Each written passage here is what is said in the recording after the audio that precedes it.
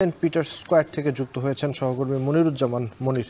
মনির, এই মুহূর্তে শেষকৃত্যে কোন পর্যায়ে রয়েছে এবং শোকযাত্রা কখন শুরু হবে?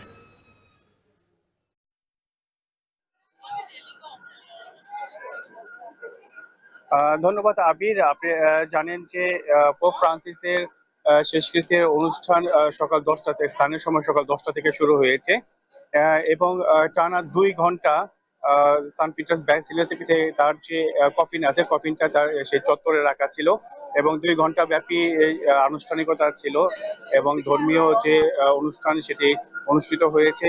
এই কিছুক্ষণের আগেই সেই কফিন আবার ব্যাসিলিকায় ভিতরে নিয়ে যাওয়া হয়েছে।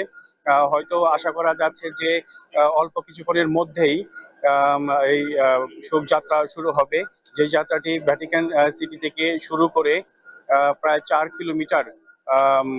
কিলোমিটার পথ অতিক্রম করবে এবং সে ধীরে ধীরে যে কফিনটা নিয়ে আসবে, তখন হাজারো মানুষ সেই রাস্তায় দাঁড়িয়ে আছে শেষ দেখার জন্য।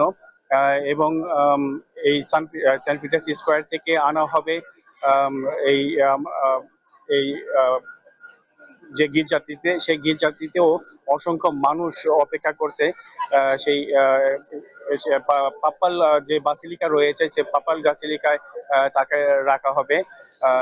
সেখানে সেন্ট পিটার্স স্কয়ার থেকে আনার সময় অসংখ্য মানুষের পাশাপাশি এখানে উপস্থিত রয়েছেন বিশ্ব নেতারা, যেখানে উপস্থিত আছেন অন্তর্বর্তী সরকারের প্রধান উপদেষ্টা ডক্টর মোহাম্মদ ইউনূস সহ অনেক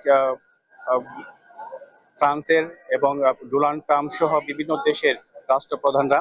এবং এখানে রয়েছে প্রায় 150টি দেশের জনপ্রতিনিধি এবং সেখানে 12 জন রাজা রয়েছেন এবং 55 জন রাষ্ট্রপ্রধান এবং 14 জন সরকার প্রধান রয়েছে। এছাড়াও উচ্চপদস্থ কর্মকর্তারা রয়েছেন তার এই শেষকৃত্য অনুষ্ঠানে অংশগ্রহণ করেছেন। তো আশা করা যাচ্ছে যে সান্তা মারিয়া মাজ্জোরে আসা অবধি প্রায় 2টার দিকে, স্থানীয় সময় 2টার দিকে এখানে আনা হবে এবং এই সান্ট পিটার্স স্কয়ারে পাপাল বাসিলিকায় ফ্রান্সিসকোকে রাখা হবে এবং তিনি তার মৃত্যুর আগে তিনি নিজেই বলেছিলেন তাকে তার সমাধির যেন এখানে হয়। আর আরেকটি বিষয় আপনারা জানেন যে দীর্ঘ প্রায় 100 বছর পরে ভ্যাটিকান সিটির বাইরে কোনো পোপের এই ধরনের সমাধি করা হচ্ছে এবং এবং এই শেষ এই কৃত্রিম অনুষ্ঠানে অসংখ্য মানুষ অপেক্ষা করছে তার এই অনুষ্ঠানে সে অংশগ্রহণ করছে। তো এই ছিল সর্বশেষ আবির সেন্ট পিটার্স স্কয়ার থেকে এবং পাপার যে শেষকৃত্য অনুষ্ঠানের। খ্রিস্টান ক্যাথলিকদের ধর্মগুরু পোপ ফ্রান্সিসের শেষকৃত্যের সবশেষ খবর জানছিলাম। দেখছেন এখন বিকেল।